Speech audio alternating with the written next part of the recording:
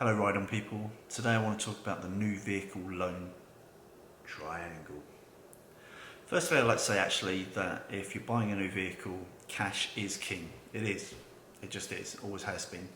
So if you're really sensible, what you do is you sell your vehicle privately for the best price that you can get, and then you buy maybe a 2 or 3 year old vehicle still under warranty, minimal miles, highly spec'd, and you make a silly offer, you get it for a good price and you run it into the ground, or you run it until you start getting problems and then you sell it privately for the highest price again. You buy cash and you receive cash when you sell it. That's the best way to do it. Of course, sometimes you want something a bit newer, a bit flashier. You're willing to pay, somebody else some money while they give you something newer. And of course, a lot of people like to obtain vehicles via leasing, PCP deals, etc. And some people think it suits their personal circumstances. Personally, I think it's never a good idea. I think that's basically renting, and you're just paying somebody money to loan a vehicle, and you're never ever going to own that vehicle or have any decent equity in it, and it's a never-ending game of paying somebody for 3 or 4 years and then flicking a switch and doing exactly the same thing and ending up with nothing. But hey, if that works for you, that works for you. That's not what we're talking about today. We're talking about a traditional kind of money triangle. So there's only so much money in a deal, and you have to pay a dealer a fair price if you want them to be around in 6 months' time and the same people there and to service your vehicle and look after it and basically look after you. So what's a fair deal? From leasing, PCP deals, bank loan, cash, there's plenty of ways to buy a new vehicle, whether it's a car or motorcycle. However, for most people, particularly with a car loan, say, they typically have a car loan arranged through the dealer that they purchased the vehicle from, and when they come to trade, whether it's that dealer or another dealer, they will typically trade in their vehicle for another vehicle and perhaps take out a new loan at the same time to cover the delta. So generalising on the trade vehicle, the lien or loan on that vehicle will need to be settled as part of the deal, and there'll be some cash difference to pay out on the newer, typically more expensive vehicle, and that will mean a new kind of loan, or back in the day, HP, hire purchase. This creates the magic triangle. Magic triangle is the cost of the new vehicle, the equity remaining in your vehicle, and the finances. In the main, if you've been sensible, the vehicle you trade in will be worth more than the amount you owe on it. However, sometimes the existing loan may be greater than your current trading value, and this is known as an upside down trade. This doesn't necessarily mean that the new lender won't be interested in settling your upside down trade and lending you more money in order to buy the new vehicle. However, it doesn't give you quite as much bargaining power, so you might not get quite as good of an interest rate, and then you've got to start questioning, do you really want to take on more debt at a higher interest rate, or stick with what you've got? But let's assume the classic situation: you have a car or motorcycle to trade in. It's worth a lot more in terms of its current market value than what you currently owe on it in terms of the outstanding loan or lien, and once repaid, you have a healthy deposit from the delta of the two to put against the new vehicle, and then you'll be taking out a loan for the remaining balance. So how should you proceed? Well, firstly, do your homework. Look at YouTube videos, look at magazines, look at online reviews, look at web forum sites. Understand what it is that is good about the vehicles you're looking at. If you're looking at a car, look at the JD Power surveys, for instance, which will give a good indication of quality and reliability, for instance, and really get an overall feel for perhaps what are the maybe top 2 or 3 vehicles in a specific group that you are interested in, whether it's an SUV for a car, say, or an adventure bike for a motorcycle. Work out what the top 3 are and which ones appeal to you the most and why.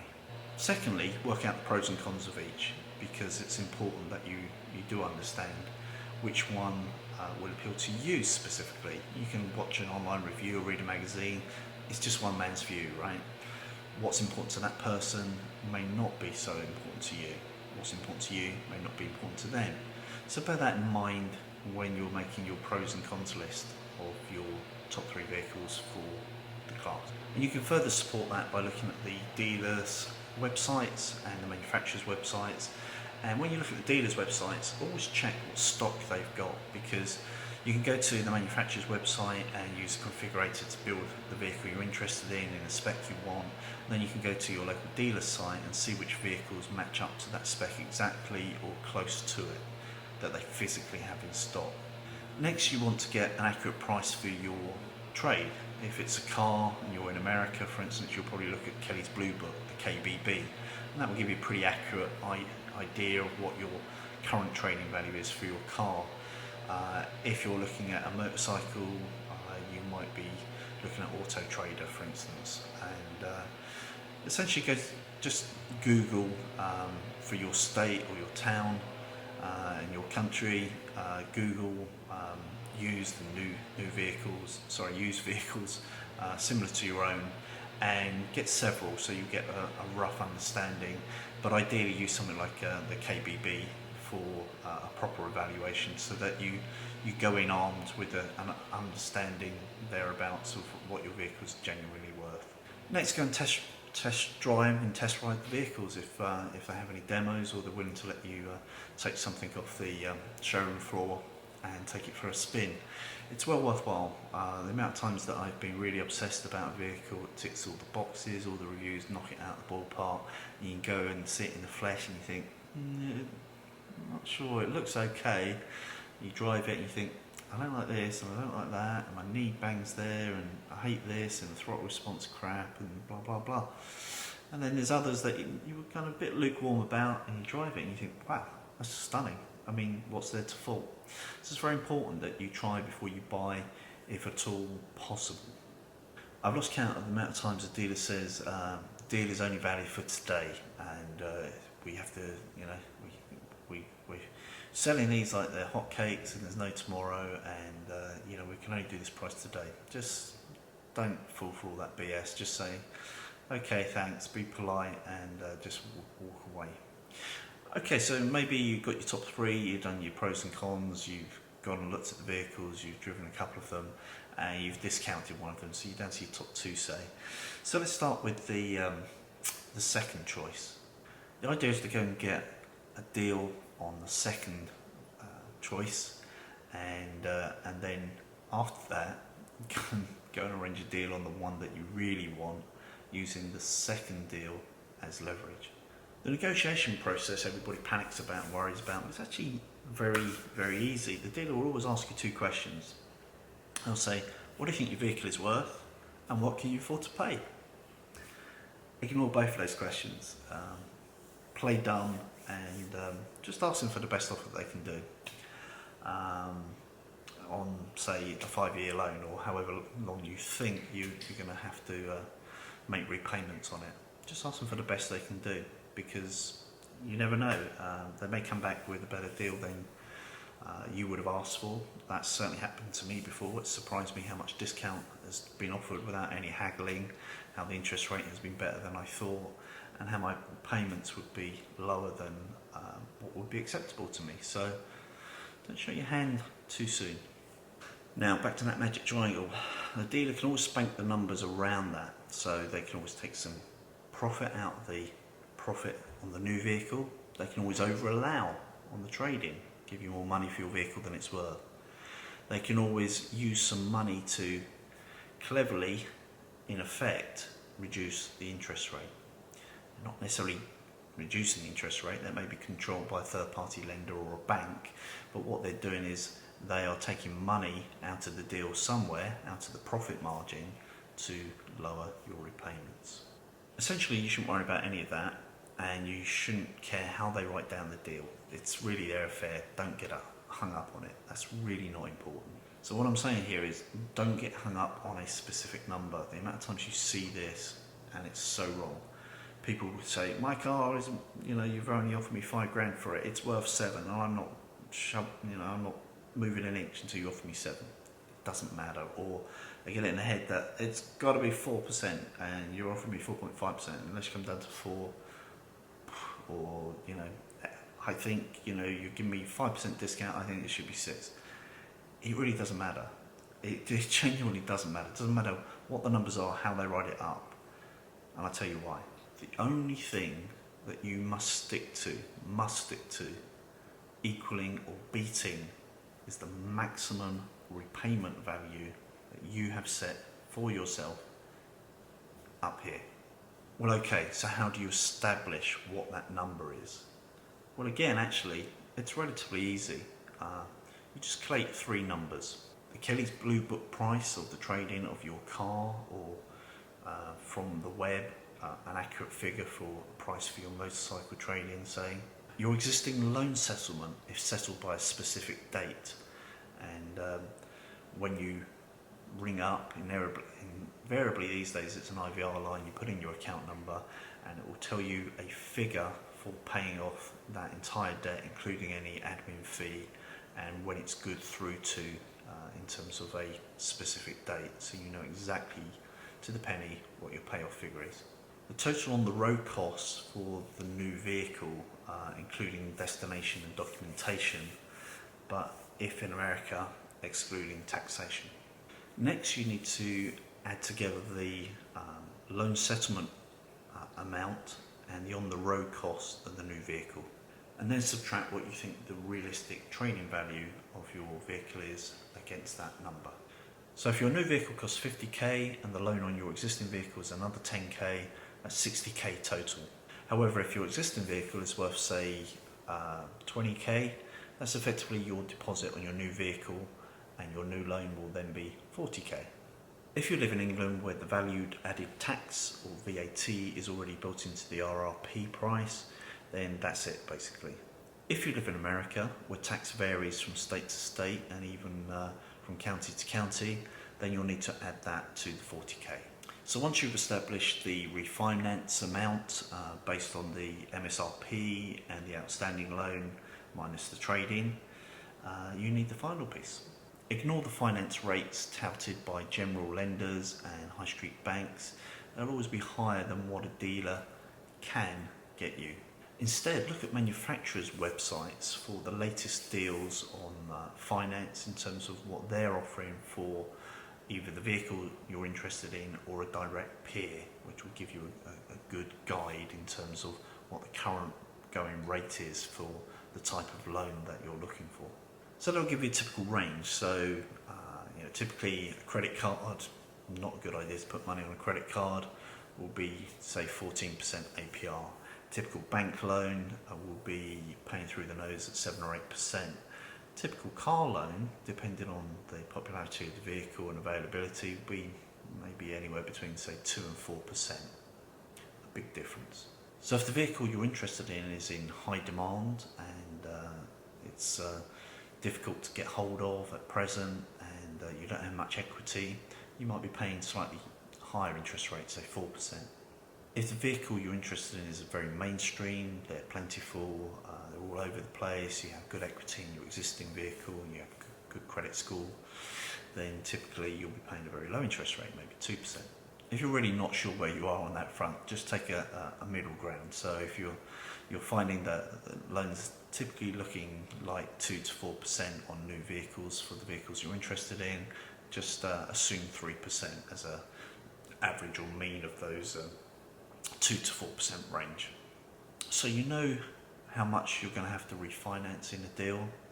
You know what your interest rate would be that you would like. So you've got an X amount to borrow, maybe 40k, over 5 years say, at 3%. So next, go to some online calculators and simply put in those figures and see what the monthly repayment comes back as. So assuming any taxation was included in the trade-in delta, and let's say 40k over 5 years at 3%, we're looking at about 718 a month as a monthly payment for borrowing 40 grand over 5 years at 3%.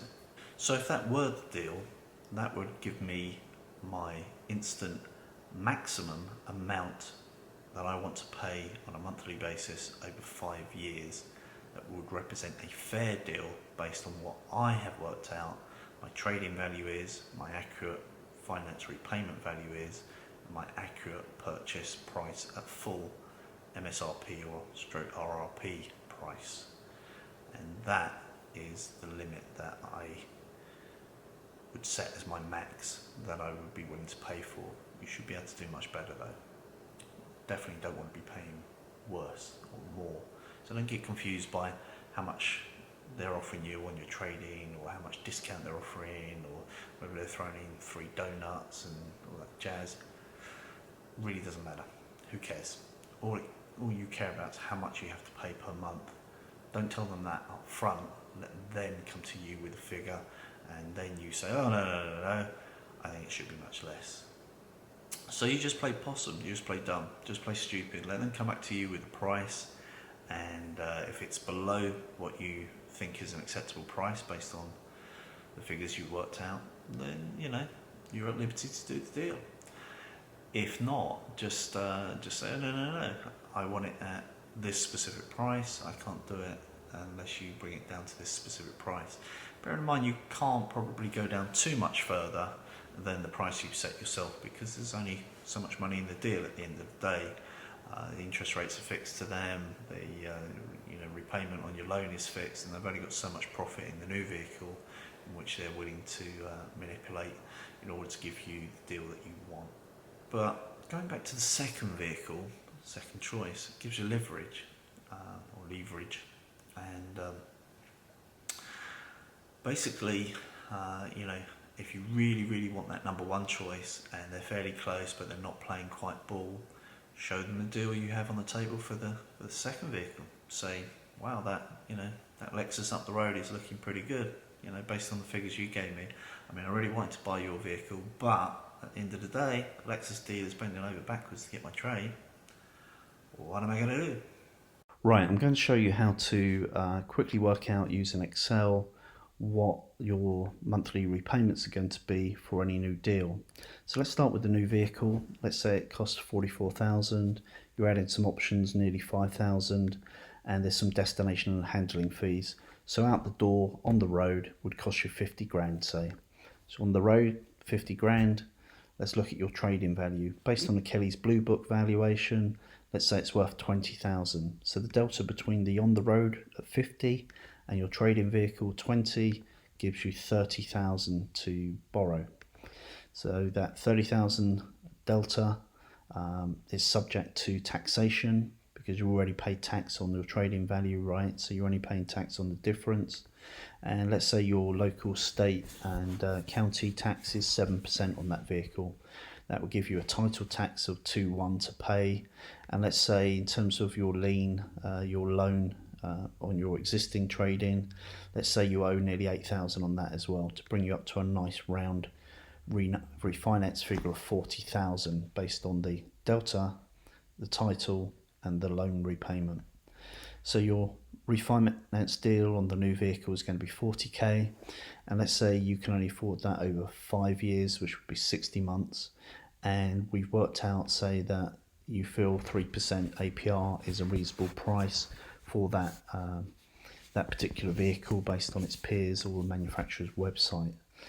Now, to work out the monthly payments, it's two calculations. The first one is working out the annum division, which is very simply 3% divided by 12, or the APR annual percentage rate divided by 12, and that will give you this number here. The payments requires a formula, and if you look here in the title bar, it's spelling out the formula for you, and it's basically using this annum division number, the term and the refinance rate to work out the monthly repayments. In this instance, 719. And ultimately, if you want to know the TAP, or total amount payable, it's obviously going to be the term or number of months times the payments, and the interest will obviously be the total amount payable minus the amount financed. So in this instance, $3,000 in interest rate. Now, it's well worthwhile taking your laptop with you to your dealers, and it shows that you're serious. You don't have to show them the screen, but ultimately I have sat down with finance managers sometimes, and when we couldn't agree, and shown them where I'm coming from my perspective. But it also gives you on the fly adjustment then. So if they say, Yeah, we can do 2%, which is better than you thought. You can put in 2% and see the payments change from 719 to 700, or they might say 4%, and it's like suddenly, yeah, my max was really 719, but you're asking 737. So ultimately, it gives you that adjustability. You can adjust the term rate or the APR rate, for instance, and also what they're going to offer you in terms of the trading value as well. And you can do that all on the fly in the dealership yourself. But the key thing is to work out this before you go and know this figure and have it noted down that's going to be your maximum that you're prepared to work to. And I think that's a fair way of working out the price. If you're paying full price for the vehicle you're buying, if you're getting full trading value for the vehicle you want, and you're getting cheap finance or very low finance, then that's a respectful deal both ways. And you have to have a respectful deal both ways, otherwise you're not going to be able to agree terms. But ultimately you decide what you think is reasonable. This is just how I work out my deals generally if I'm needing to borrow any money to trade my vehicle for another vehicle. I'm usually buying a very desirable latest vehicle that are high in demand, difficult to get hold of, and they're very, very hard to get discount off the new vehicle. But equally, I'm usually trading a very nice vehicle that's been well looked after, one owner, full service history, and I want top dollar for my vehicles which are well looked after. Equally, in terms of the interest rate, I think there's always plenty of money profit in the new vehicle, which they can offset in terms of over allowing on your trade-in or discounting the new vehicle to effectively give you the same repayments. And so there we are, the magic triangle, the value of the new vehicle, the value of your trade-in, and the value of your refinance. Once you know those numbers, and you can then work out your repayment, and knowing your repayment is valuable information when you go in to negotiate a deal. You'll know that if you do better than that, then you did good, and if you do worse than that, you can always walk away. It's never a bad option. Usually will result in the dealer coming back to you and compromising, because at the end of the day they're in the business of selling cars and you're not in the business of buying cars. It's a one-off expensive payment for you, purchase for you, and you hold all the aces. Never forget that. Well, I hope you found this useful. If you're buying a new vehicle, let me know what you bought and whether you use this kind of system to work out the repayment and whether it was of any use to you. Well, I hope you enjoyed this video. I really appreciate all your feedback and support for the Ride On channel. I hope you're already a Ride On subscriber, but if not, please subscribe straight away. And last but not least, ride often, ride carefully, ride on.